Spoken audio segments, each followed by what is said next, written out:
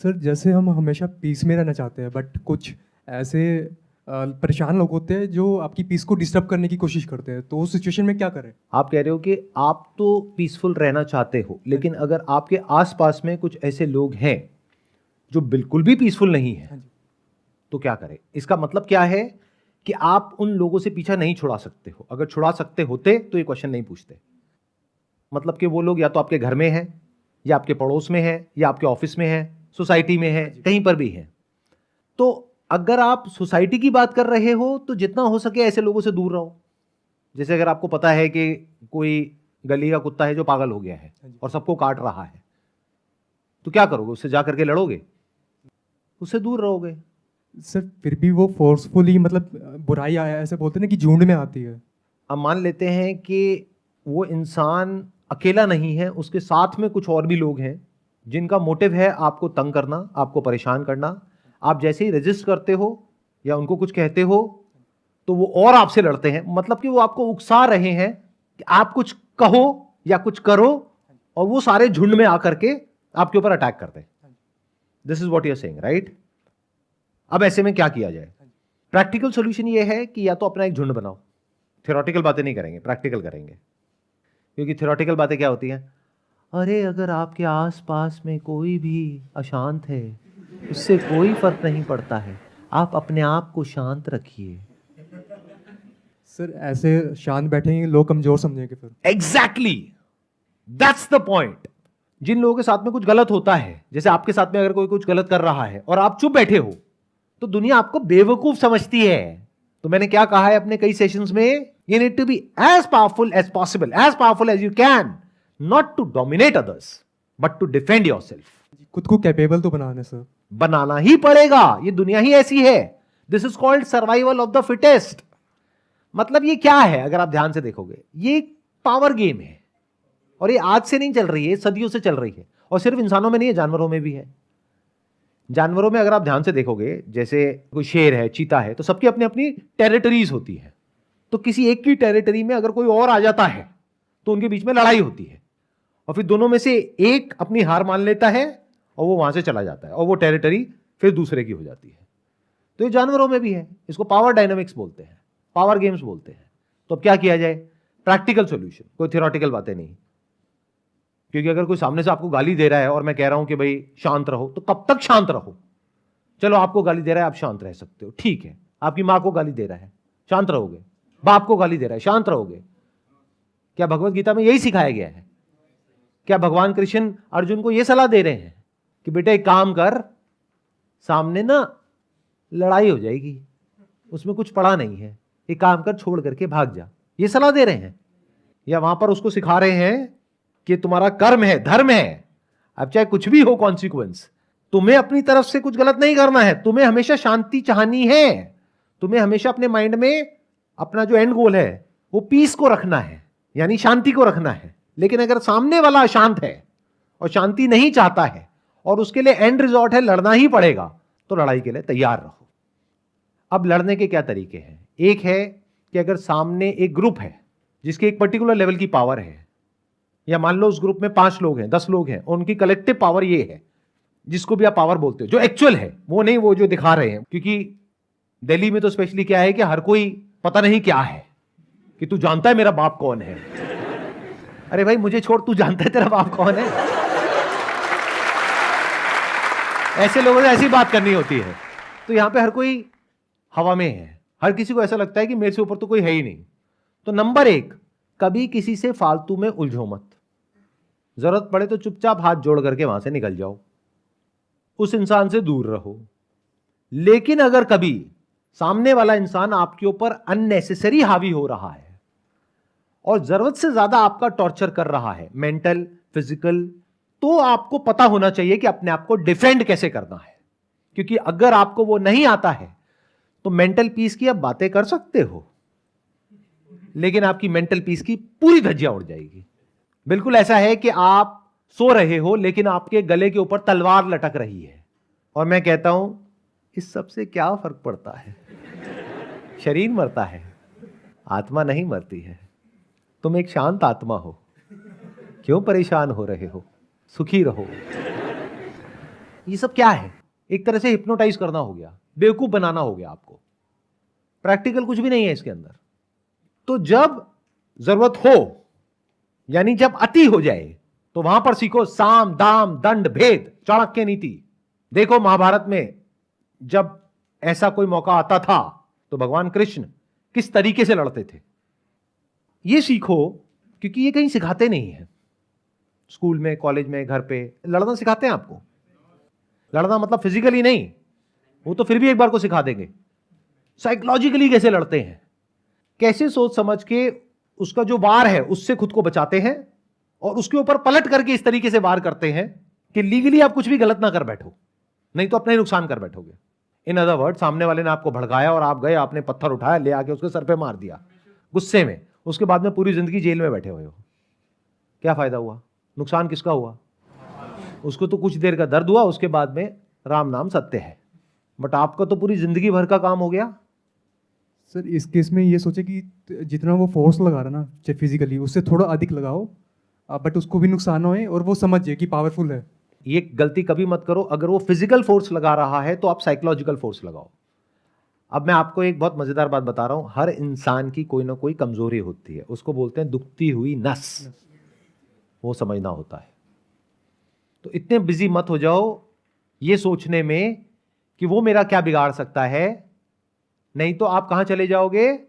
आप फियर की एक ऐसी साइकिल में ट्रैप हो जाओगे जिसको एंजाइटी कहते हैं। आप बैठे बैठे बस यही सोचते रहोगे कि अभी तो उसने ये किया है, अब कल ये ना हो जाए, परसों ये ना हो जाए, अच्छा वो ये ना कर दे, वो ना कर दे। भाड़ में गया वो, क्या करता है क्या नहीं करता। आप ये देखो आप क्या कर सकते हो। तो सामने वाले की दुखती हुई नस को समझो, पकड़ो और उसको थोड़ा सा दबाओ, ज्यादा भी मत दबाना। ये माइंड गेम होता है। बाहर जो है वो आप बाद में जीतते हो, बाद में हारते हो किसी भी लड़ाई में। पहले आप अपने माइंड के अंदर हारते हो और जीतते हो।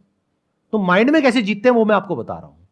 अपना ध्यान यहां से हटा दो कि उसका अगला मूव क्या होने वाला है, बल्कि अगर प्रेडिक्ट करना ही है तो मैक्सिमम अगले मूव तक उसका प्रेडिक्ट करो, उसके आगे मत करो, क्योंकि आपको पता ही नहीं कि वो क्या सोच रहा है।